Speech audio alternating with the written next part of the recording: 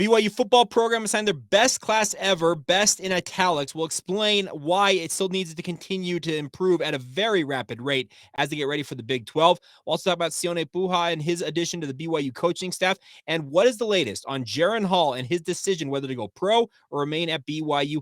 All of that on today's show. You are Locked On Cougars, your daily podcast on the BYU Cougars, part of the Locked On Podcast Network. Your team every day.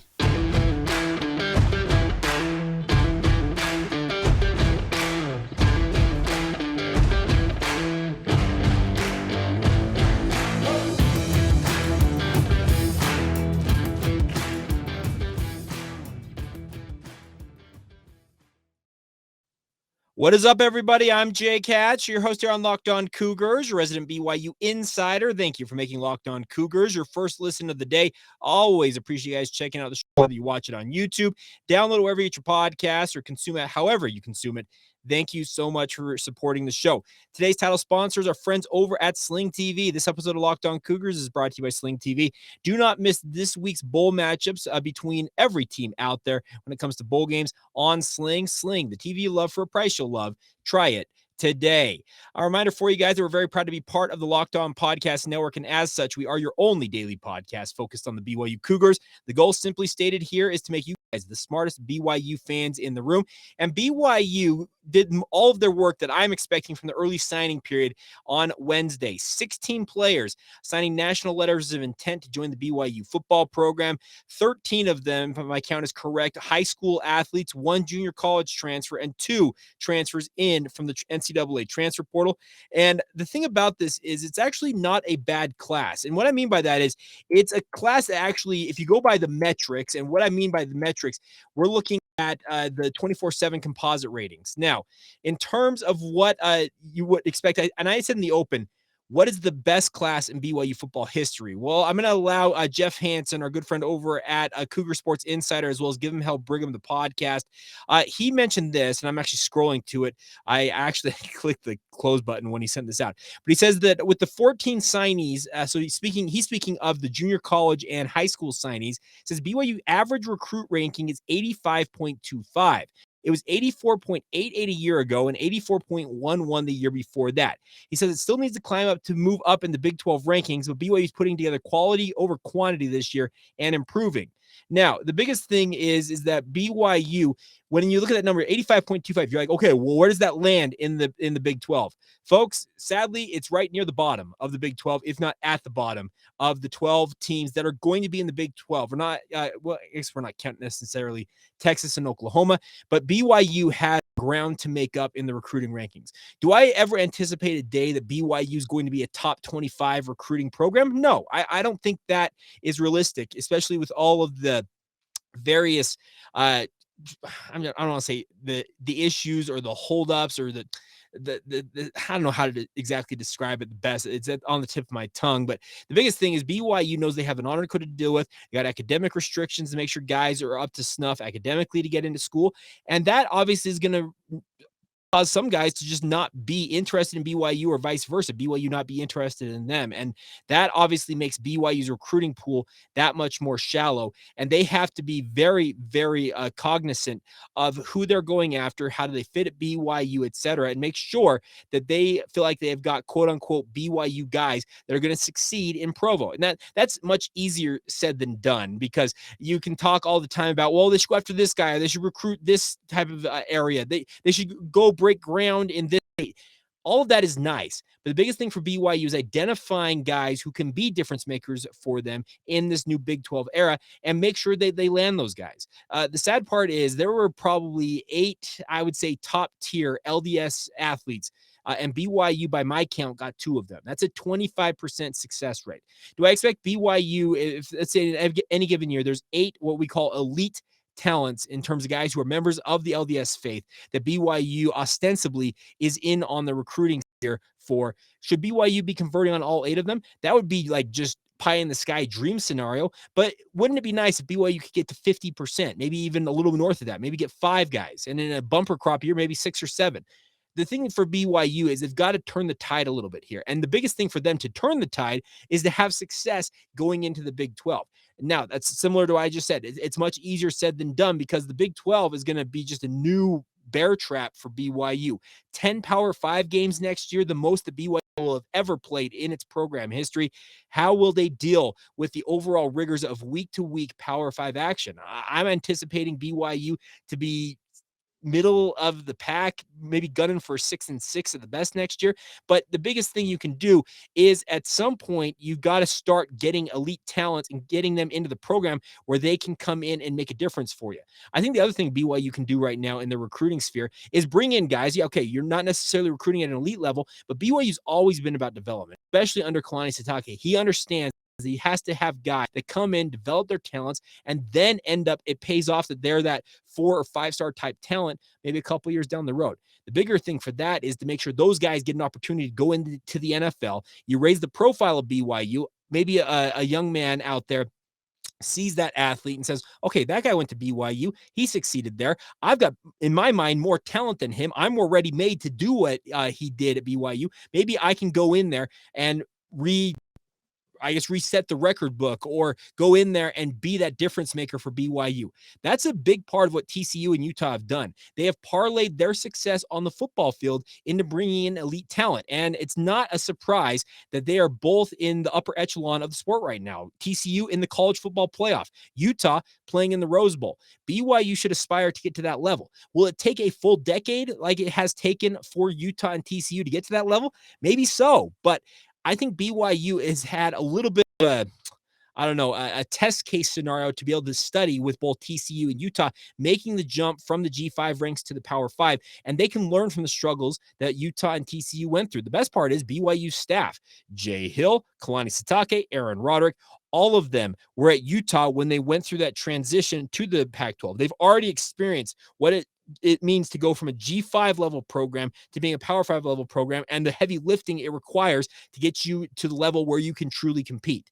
I think that BYU is capable of being a contender in the Big 12 in due time, but similar to what I just talked about, you're seeing the quote-unquote best recruiting class in terms of the overall rating from 24/7 Sports this year for BYU, but it is still near the bottom of the Big 12's overall rankings. Now you want to see BYU maybe next year jump up a little bit higher. Maybe they can finish 9th or 10th in the Big 12. And just bit by bit, continue to work and climb and grind and make sure that you have the opportunity at some point to maybe flip the script on its head, and it pays off where you start to bring in elite talents in terms of LDS athletes and beyond. That's the thing about this. BYU is not limited to just recruiting simply LDS athletes, despite what some Twitter trolls might put out there on social media. BYU is capable of going out and finding guys who are not interested in the typical college lifestyle. They want to be more buckled down when it comes to their sport and focus on playing football. And a lot of that stuff that can distract a guy in college. You don't find a lot of it at BYU. Now, you can find it if you want it at BYU, but it's just not there in heavy doses and right up in your face. That's something BYU can highlight, I think, for guys that are of a Christian background that are in the Big 12 footprint. BYU's going into new recruiting ground, my friends. That's the thing about this. They're going into the Midwest. They're truly going to have a foothold in the South with UCF down there, Houston and Texas. You're going to be on the East Coast with West Virginia. You've got opportunities to go recruit new territory that you haven't heavily recruited in your past. BYU typically has recruited from the Rocky Mountains West. That means the Intermountain West region, the West Coast, out into Hawaii, and that's kind of been the base for BYU in terms of their recruiting success over the past 50 plus years.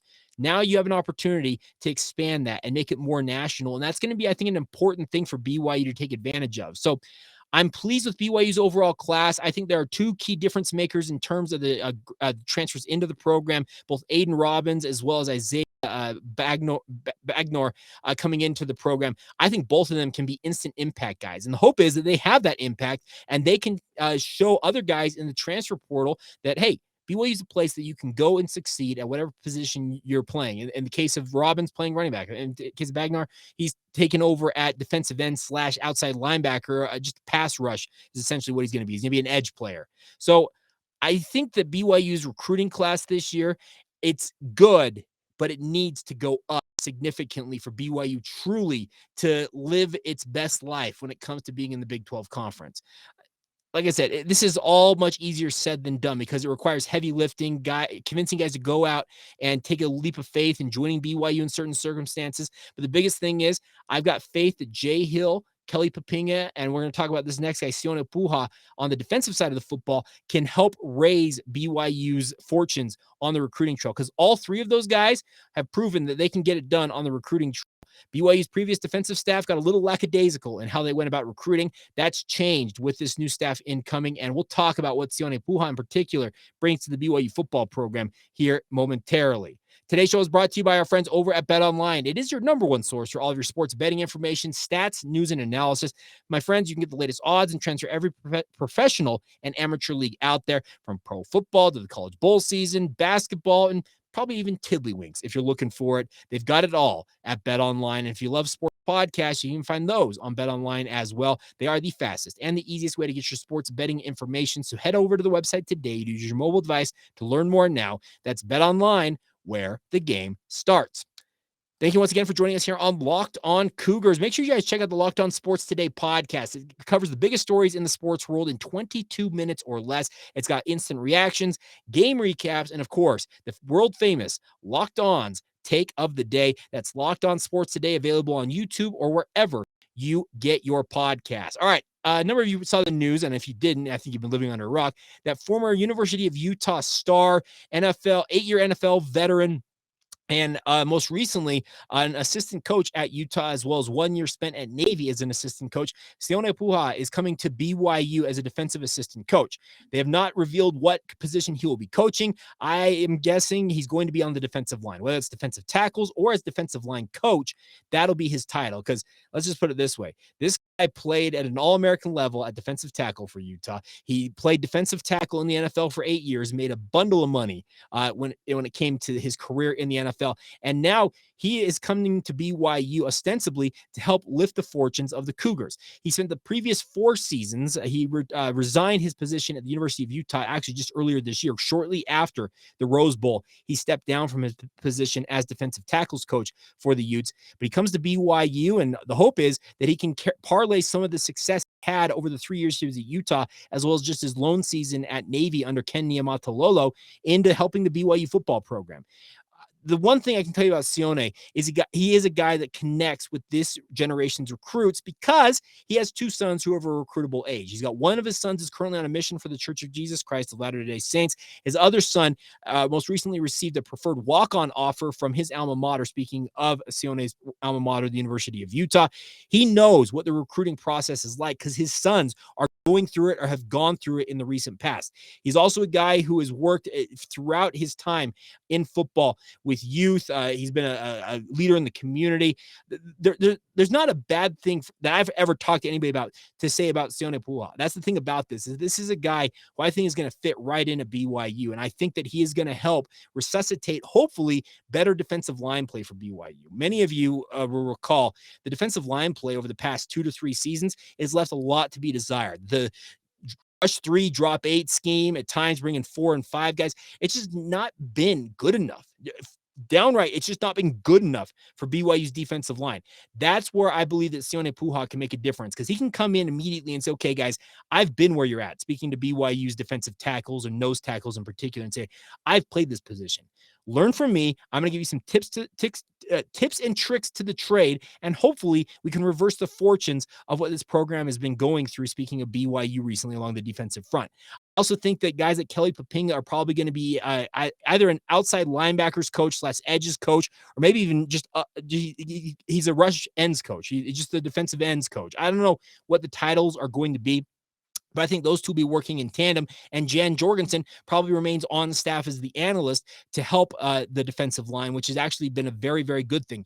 You can't tell me that the improvement in BYU's defensive line play in that bowl game against SMU, there was work done. And Jan Jorgensen and Vince Feula, both of them graduate assistant / analysts for the BYU football program, they were the guys coaching up the defensive line in that game.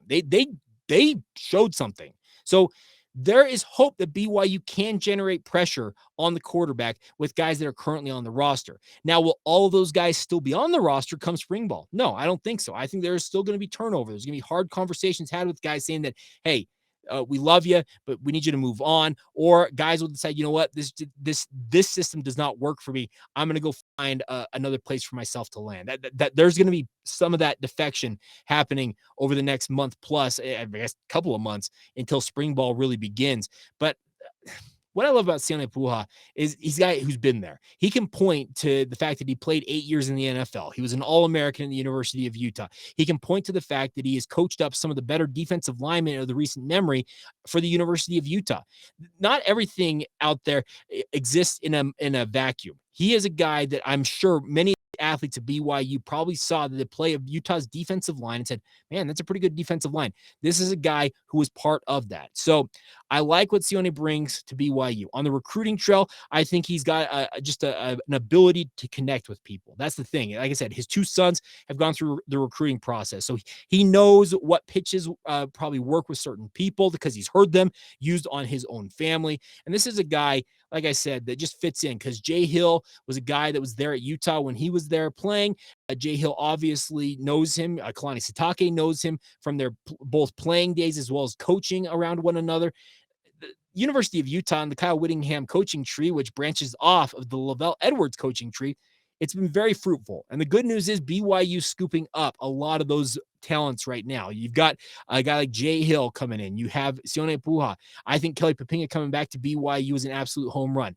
Now, that final defensive assistant coach, you have Gennaro Guilford still on staff. That final one, a number of you, I mentioned the fact that it wasn't hard to find the names out there when it came to guys being hired. I was referencing Sione Po'uha as well as one other person.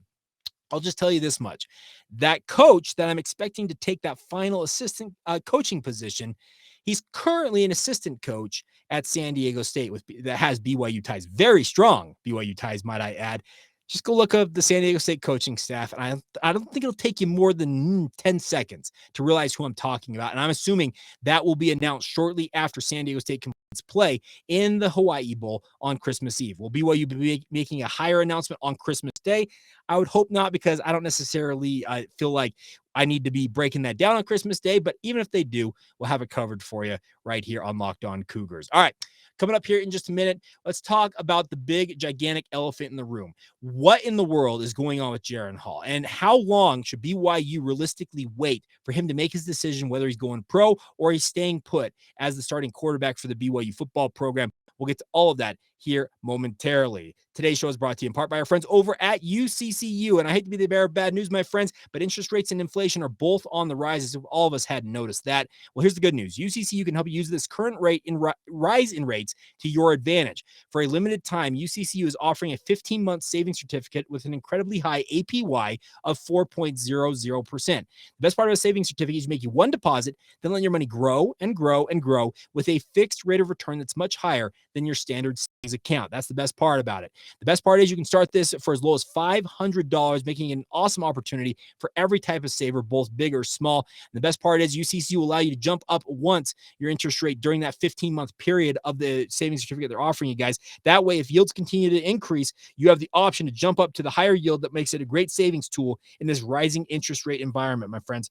Do not wait to take advantage of this. The best part is UCCU can make this really easy on you guys. Stop into any branch, call them, or go online to uccu.com to get started. But remember, it's only here for a limited time. So get on it. Don't waste any time. Don't delay, and get into UCCU today and check that out. Once again, it's a 15-month savings certificate with a one-time rate jump during that 15 months. Best part is if the 15 months and the 4.00% APY aren't necessarily what you're looking for, they've got a variety of term options that match your specific needs, and they'll be happy to tailor it to your liking. Once again, visit uccu.com to learn more. Get a savings certificate started today. That's UCCU. Love where you bank. Thank you once again for making Locked On Cougars your first listen of the day, and always appreciate you guys joining the show however you consume it, YouTube, wherever you get your podcast. Make sure you like the show, enable notifications on YouTube, leave a comment, rating, and review on whichever podcast provider out there, whether it's Spotify, Apple Podcasts. Your guys' support is absolutely critical to our success in this venture. But let's talk about the gigantic elephant in the room right now, my friends. We're all waiting with bated breath on what Jaren Hall is ultimately going to decide to do. And I don't want to come off as being harsh, but what in the world are you waiting for? Jaren, make your call. Whether you're going, whether you're staying, BYU needs to know. And I know Kalani Sitake is trying to strike a great tone. He says, for me, it's exciting because he's not decided yet that he's leaving. He said this to KSL Sports, my good friend Mitch Harper over there at KSLSports.com. He adds, so that just means there's a chance of he's coming back. I just think that if he needs time, then that's great. I don't want to put him on a deadline because if there's a chance that he would come back, then that's the guy we want. Sure, you want Jaren Hall back because he is a difference maker at quarterback, would ostensibly make BYU's fortunes in their first year in the Big 12 that much better. But the transfer portal has been chock full of quarterbacks, and BYU, I've been talking about this, I've been crowing about it. They need to get into the transfer portal and evaluate and find guys who are interested in BYU. We already knew about Drew Pine and Keaton Slovis making visits to BYU. Pine decided to opt to commit to ASU, so he's off the table. But Keaton Slovis is still on the table. But for how much longer is he maybe willing to? I don't know if Keaton Slovis necessarily is like, BYU is where I want to go, but I need to know what Jaren Hall is doing. I do know this, having talked with somebody who's far more in the know on what's going on with the transfer portal saga, is that there are quarterbacks out there in the portal that BYU has made contact with, evaluated, that are waiting to see what Jaren Hall does before they ultimately move forward, essentially, in their conversations with the BYU football program. Jaren Hall is a difference maker at quarterback. He would be a phenomenal guy to have leading BYU into the Big 12 era. NIL, name, image, and likeness, could obviously help bridge the gap for him in his final season of playing college football, if that's what he opts to do in 2023. But he's also got to weigh the fact that getting to the NFL and not having to focus on school in addition to his family and football, you can essentially pair out the school part of things and make football your full-time job. That's the lure of the NFL. Not to mention, if you end up, let's say he's a third or a fourth round draft pick, that's guaranteed money. And I highly doubt any NIL or collective out there, BYU affiliated or not, can match the amount of money that the NFL can offer with a guaranteed contract over a number of years. So I want Jaren Hall to make a decision and make it sooner rather than later, because if you wait too long, you're going to hamstring BYU, and you'll hamstring them even further if the decision is to leave BYU. You essentially leave them high and dry. Now, Aaron Roderick praised what Ryder Burton is capable of doing in his press conference with Kalani Sitake and Jay Hill when it came to recruiting. But Ryder Burton is not a guy who's going to walk in next year and be QB1 in BYU's first year of the Big 12 era. They need a transfer portal quarterback or two, or a junior college guy potentially to come in and compete for the job. But any one of those guys, whether it's Keaton Slovis or insert any one of tens of others guys that are in the transfer portal right now, not very many of them are going to be willing to come to BYU and say, you know what, I'm going to commit, even though I don't know what your guys' established starting quarterback is doing with his future. It's hurting BYU's opportunity, whether it's to move forward, knowing that Jaren Hall is your guy. You can make plans with that, and also moving forward with plans to get out in the transfer portal even more so than you already have, and find a possible difference maker in the portal. You can't really truthfully move forward here without knowing what he is going to do. I would hope that BYU's coaches have at least an inkling, or have asked Jaren, okay, what are you thinking today? I would hope that they at least have an idea what he's thinking. And obviously, NIL could be very much in play here, because there are very strong rumors that there is going to be a collective coming, an announcement coming from BYU at some point, whether it's today, Thursday, or it's on into the next month or two before it's announced. There are things going on behind the scenes with BYU when it comes to NIL and collective type stuff, that BYU will have something like that in place. And that could obviously be a part of the conversation here. But the longer this drags on, the less it's going to reflect well on anybody involved. I mean, that's Jaren Hall, the BYU coaching staff. The fans are not going to take kindly to having a quarterback essentially hold the BYU football program hostage. And I don't think Jaren is meaning to hold the program hostage. I think he is truthfully trying to find the best solution for him as an athlete. But like I said, the longer this continues, the more it's holding up BYU's opportunity to really know what they're doing, have a concrete plan, a plan of action, and execute it and move forward. Make the decision, Jaren. That is my plea to you today. Make that decision and let BYU fans, coaches, administrators, whoever you feel like you need to let know. He's told the media we're going to be the last to know, but so be it. I don't mind. I just want to see him make a decision and stick to it. The other thing about this, like I said, the longer this drags on, and if he did decide that, let's say he drags on and he does decide to leave for the NFL, that would really, really hamper BYU. And the longer it drags on, if he's going to continue to kind of waffle back and forth, if that's truthfully what he's doing, if he's waffling, BYU better hope that he comes back at that point, because like I said, the portal, there are guys in there who I believe would have interest in BYU if they knew that quarterback position was open, but they're not going to wait forever. They've got other programs knocking on their door, hitting up their phones, giving them all kinds of overtures about why they should pick X, Y, and Z to come over to their program and play there. It's an attractive spot for a potential transfer quarterback to come in, because think of the success that BYU's had with the recent quarterback history. You have the number 2 overall pick in Zach Wilson. I am of the belief, and what I understand, that Jaren Hall is currently projected as a mid-round draft pick. Chris Trapasso, guy from CBS Sports, I actually threw a tweet at him. This goes back 3 or 4 weeks and said, hey, what's the ceiling for Jaren Hall? He said 2nd or 3rd round. Like, if Jaren can truthfully get that type of a draft position, and maybe he's still waiting on some feedback on that, but if he can get to that level, make the jump. Go make it your profession. It's what you've aspired to do your entire life. But I just go back to this, my original point. The longer this drags on, the less anybody involved is going to be, I think, pleased with the outcome, unless it truthfully is Jaren Hall is trying to just secure something NIL-wise, and he's going to be back to lead BYU into the Big 12. If he drags this on and ultimately leaves BYU high and dry by declaring for the NFL draft in a late moment, because he doesn't have to make the decision. I think the official declaration deadline, it's January 16th. So he could wait until January 16th, ostensibly, to decide where he's going, what he's going to do. He could declare for the NFL draft that late. Well, the NCAA transfer portal, that window closes January 18th. They can't drag on that long. I would hope that maybe Christmas Day, Jaren Hall says that, hey, Merry Christmas, everybody. This is what I'm doing. Whether it's going pro, coming back to BYU, just get it out there, make the decision, and allow BYU and yourself to move forward with whatever is going to happen next. All right. I'll step off my soapbox. We'll wrap up today's show there. A big thank you for all of you for joining us.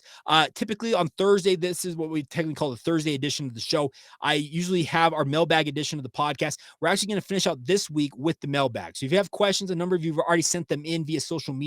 You can do so via email as well. LockedOnBYU@gmail.com is the email address. If you've got questions, whether it's regarding guys in the transfer portal, part of the recruiting class that BYU has signed, whatever you got for us, send them in now. Locked On Cougars on Facebook, Instagram, and Twitter. We'd love nothing more than to hear from you there, and we'll address as many of the questions as we can on our Friday edition of the podcast and get you ready for Christmas. It's crazy to think it's almost here, my friends, but at the same time, it truly is the most wonderful time of the year. Thank you once again for making Locked On Cougars your first listen of the day. Now go make your second listen. Our friends over the Locked On Big 12 podcast. Josh Neighbors does a great job making sure you guys are up to speed on everything going on in the Big 12. He's got a big signing day recap.